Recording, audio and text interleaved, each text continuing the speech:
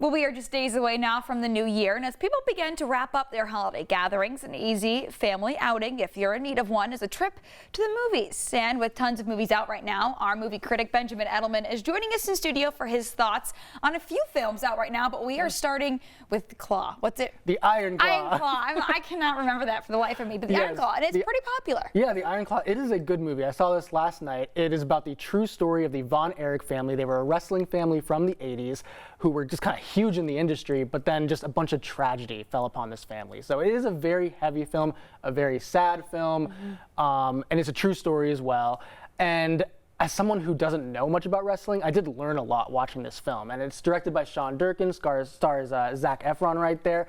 And right now I'm still kind of wrestling with how well this movie worked for me for the rise and fall of this family. But what works so well is the chemistry of these actors. They really sell just how pure and wholesome their brotherhood and their relationship is, kind of in contrast to their father, who's kind of pushing them really hard and really far in their careers, maybe past the point of what they need to be. So it's that bond of brotherhood that kind of keeps them afloat, but as that sort of breaks, they kind of fall apart. And, you know, this movie is actually so upsetting that the director had to take out some of the real facts from real life just to make it what, in his words, was more believable. Oh, wow. Yeah, and you know, one whole brother is actually taken out of this movie. And, you know, for people who know the story, for people who were around in the 80s for this, they might feel like that's kind of a slight to the real life person. And I see that perspective, I really do.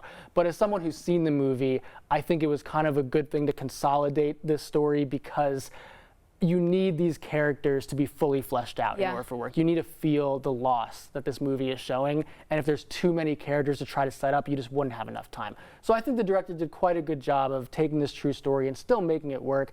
Again, it's very sad, but it is worth checking out, especially for the performances, which are all incredible across the board. And so even with only 4 brothers instead of 5, you're saying the movie still worked? The movie still worked for me. I mean, like, I wasn't around in the 80s. Yeah. I wasn't there for the actual true story. I don't really understand the real story. But, you know, if you read up on it afterwards, you know, I'm kind of avoiding spoilers as much as I can, but it is truly upsetting. But this movie does a really good job of just getting to the heart of just how strong this relationship, how strong this bond is, and what wrestling did for the family. And there's some pretty big names in that movie, too. Yeah, Zac Efron's in it. You know, people know him our age from High School Musical. Oh, yeah, I'm one of them. And Jeremy Allen White, who's big in The Bear, was also in Shameless.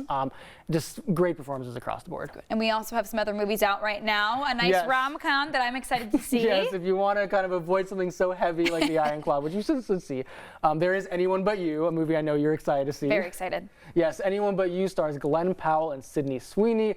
The story goes that they spend a night together that kind of turns sour. They find out later that their best friend and their sister are getting married, so they're forced to spend the weekend together.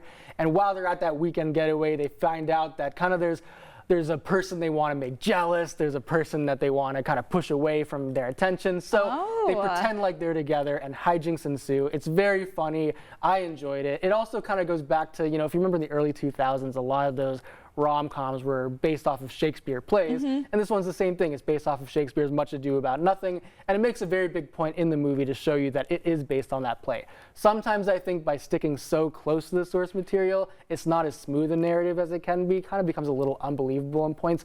But overall, I think there's a lot of charm to this movie. There's a lot of humor, and it just kind of like hits the spot at the end. Especially, I want to point out the end credits. Okay. Because I think a lot of comedies miss the point that end credits should be part of the movie. It's so fun as well. And this one shows you just how much fun the cast and the crew is having on set, which is kind of infectious when you see people who are working having a good time. Thank you so much. I know I'm looking forward to seeing at least Anyone But You. Yes, so you'll have a good time. I'll give you my own review. Okay.